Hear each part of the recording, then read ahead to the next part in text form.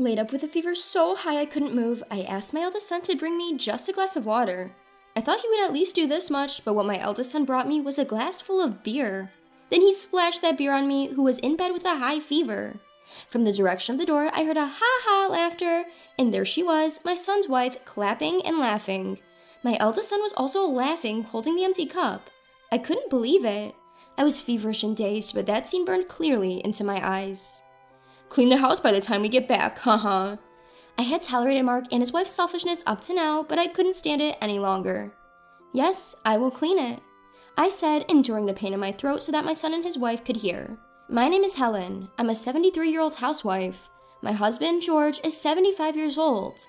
Now that he's retired, he teaches calligraphy to children at a nearby community center. My husband, who has been practicing calligraphy since he was young, had always dreamed of opening a calligraphy class after he retired. I was happy to see him realize his dream and head to the community center with a smile every day. We have 2 sons. The younger son is married and has 2 elementary school-aged children. However, our 44-year-old eldest son was unmarried and living with us at home.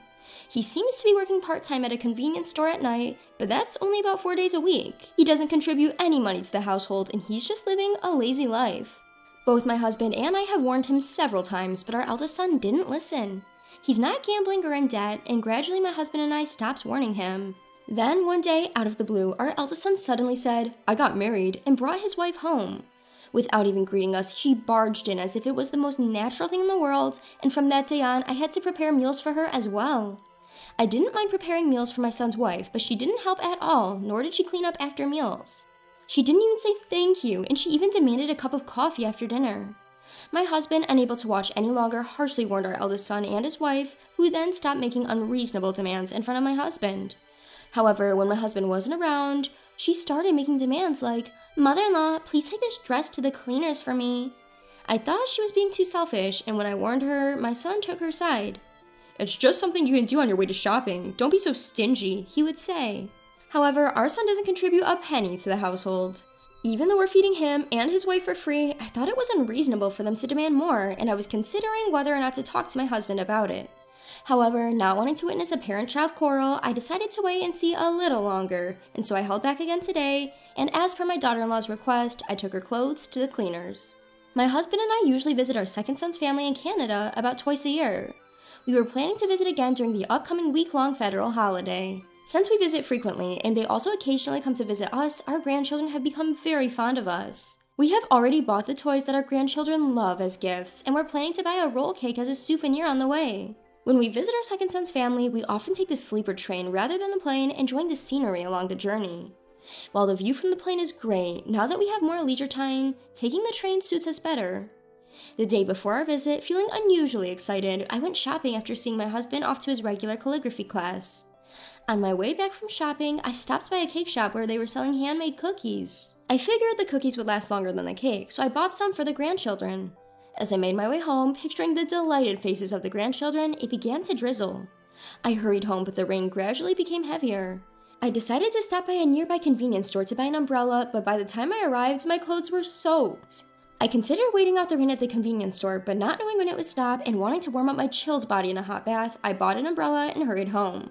When I got home and was about to take a bath, my eldest son's wife came in and said, "Helen, are you about to take a bath? I have to go out now. Let me use the bath first." "Helen, please start preparing dinner early." And she closed the bathroom door. Even though it's not her house, I changed clothes and started preparing dinner, trying to ignore her. While preparing dinner, I started sneezing. It would be bad if I caught a cold right before our departure tomorrow, but my eldest son's wife, who had long been in the bath, did not come out for over an hour. The next morning, the day we were supposed to visit our second son's family, I woke up feeling sluggish. My throat hurt and my nose was running. When I checked my temperature, it was 100 degrees Fahrenheit. It seemed that I had indeed caught a cold in yesterday's rain. I told George to go alone this time because I didn't want to pass my cold on to the grandchildren. George suggested that we cancel the visit, but we already had the sleeper train tickets. We also had the toys we bought as gifts for the grandchildren, so I wanted George to visit our second son's family, even if it was just him. I gave him the cookies I bought at the cake shop the day before. Despite George's concern, I reassured him that it was just a slight fever and a minor cold, and that I would be okay after taking some medicine and resting at home. George usually doesn't talk much to our eldest son and his wife, but that day he told them I was feeling under the weather and made them promise to take care of the housework. After seeing off George with a smile, I was about to go back to bed when I heard my eldest son and his wife talking. Ugh, such a hassle. It's just a cold, right? But now that Dad's gone, we can be free for a while. I couldn't believe this was coming from the people who were living in our house without contributing to the expenses, but it was the usual for them. You do realize the only reason you're able to live here is thanks to your father, right? When I pointed this out, my eldest son Mark and his wife seemed to take offense, retorting, "We're doing you a favor by living with you in your old age." And that's right, normally everyone would hate to live with their in-laws, the daughter-in-law added. It's ironic, as they're the ones who moved in with us without being asked, yet they act as though they're doing us a huge favor. Despite feeling sluggish and wanting to rest early, I ignored their remarks and returned to my room. That evening, my daughter-in-law came into my room and woke me up. "Mother-in-law, you're not planning on skipping cooking just because you're feeling a little sick, are you? You know I can't cook, right?" Telling your mother-in-law to cook because you can't isn't something a 35-year-old woman should say. I'm feeling sick and I want them to figure out their meals by themselves. Even my husband should have warned them before leaving in the morning. I tried to ignore them and go back to sleep, but my daughter-in-law won't leave the room. I thought it would be better to eat something light and take medicine, so I forced myself to get up and head to the kitchen to prepare some food. As I was preparing the meal, Mark came home. Despite seeing me in the kitchen wearing a mask, he didn't utter a word, as if it was the most normal thing in the world. Not only that, but he also demanded, "Hey, the bath isn't ready yet." It doesn't matter to Mark and his wife whether I'm sick or not. Knowing they wouldn't listen anyway and wanting to rest as soon as possible, I finished preparing the meal and went to prepare the bath. When I returned to the living room, Mark and his wife were having a lively conversation while eating. "We're going on a trip abroad the day after tomorrow, so please don't spread your cold to us." Surprised by their sudden mention of a trip abroad, I ate a light meal in the dining room, away from the warm living room, as my daughter-in-law suggested.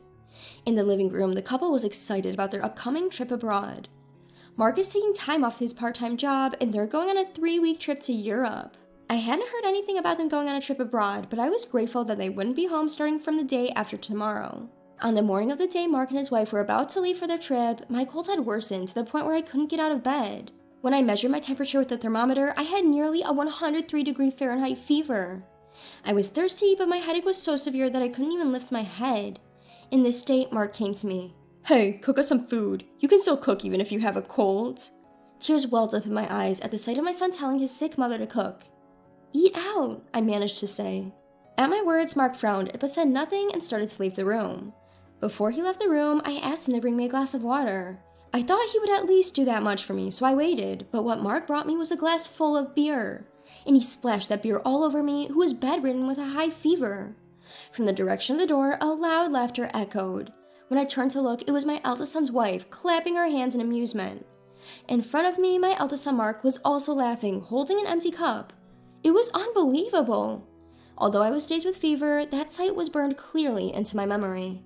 "Make sure you clean the house before we get back, haha," I had tolerated Mark and his wife's selfishness up to now, but I couldn't stand it any longer. "Yes, I'll keep it clean." I mustered the strength to say loud enough for them to hear, despite the pain in my throat.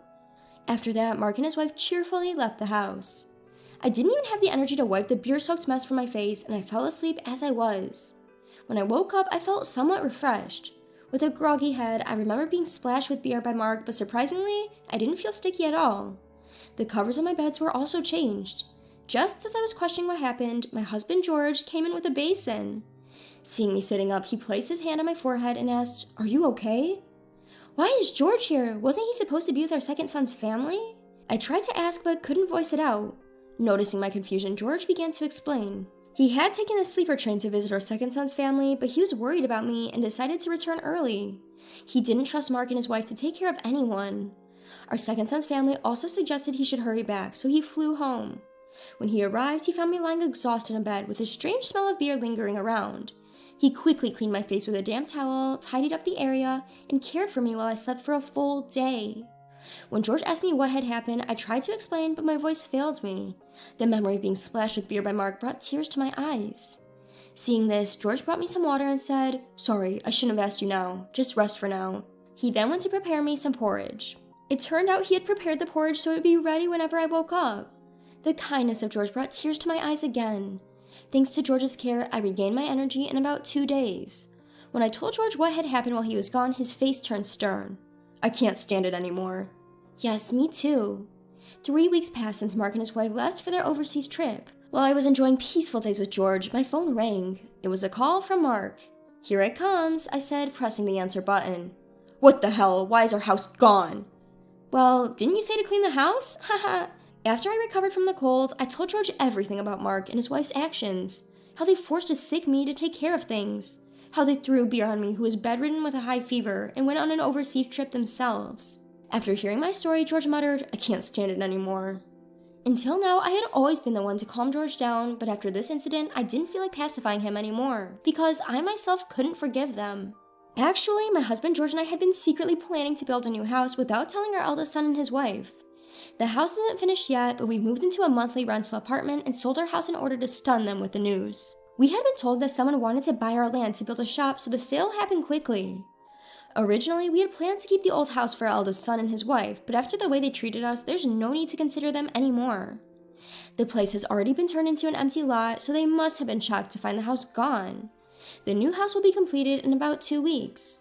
A carpenter we know has allowed us to store our belongings and furniture there in advance, as we've explained the situation to him. We dispose of all of our eldest son's and his wife's belongings. When we told him this, our eldest son shouted, "Are you kidding me? I'll report you to the police." His wife was also yelling in the background. At that moment, my husband George took over the phone and I switched it to speaker mode. He said to our eldest son in a low voice, "Go ahead, tell the police. I'll tell them too. You guys threw beer at your sick mother and then went on a vacation abroad. You even forced her to do housework while she was sick. Who do you guys think is a bigger sinner, you guys or us for disposing of your things?" My husband's face as he spoke to our eldest son was like a villain's. "This has nothing to do with that. In selling the house, where are we supposed to live? Where are you guys even staying?" Our son yelled back.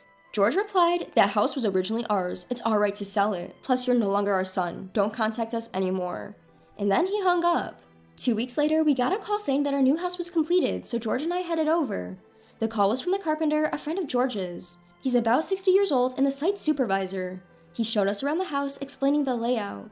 We designed it as a single-story, accessible house, keeping our future retirement life in mind. It's an even more beautiful house than we imagined, and we can't wait to start living there. The furniture we had left in the living room had been moved by the carpenters. When I thanked them, they laughed and said, "No problem. George really helped us out back in the day, so this is nothing." And so the two of us, George and I, started living in our new house. The house was even more comfortable than we had imagined, and our life was peaceful without our eldest son and his wife around. However, about a month after we moved into the new house, our devilish eldest son and his wife showed up. Neither George nor I had told them our address, and our younger son Mark and his wife shouldn't have told them either, because we explained the situation. They probably hired a detective or something to find us. "Hey, it's not fair for you to sell the house, dispose of our stuff, and then move to such a nice place by yourselves. As your eldest son, I have the right to live here, don't I?" said our son, glaring at us with large bags in his hands. We had intended to cut off ties with them, but we were stunned to see our eldest son and his wife, who were clearly intent on moving in. Just then, George came from the back of the house. "What are you guys here for?" "To what end? After taking our living place, how dare you ask such a thing? From today, we're living here too." As they were about to step in, the front door opened. "Huh? Mark, what are you doing here? Here to cause trouble again? Come on, you're old enough to stand on your own 2 feet. Stephen said with a look of disbelief on his face. Beside him were his wife with their 2 grandchildren. They were visiting because the new house had just been finished. After relaxing at home for a while, Stephen's family had gone to a nearby convenience store. "Who is that? Are they bad people?" The 5th grader, Sophia, said it so innocently.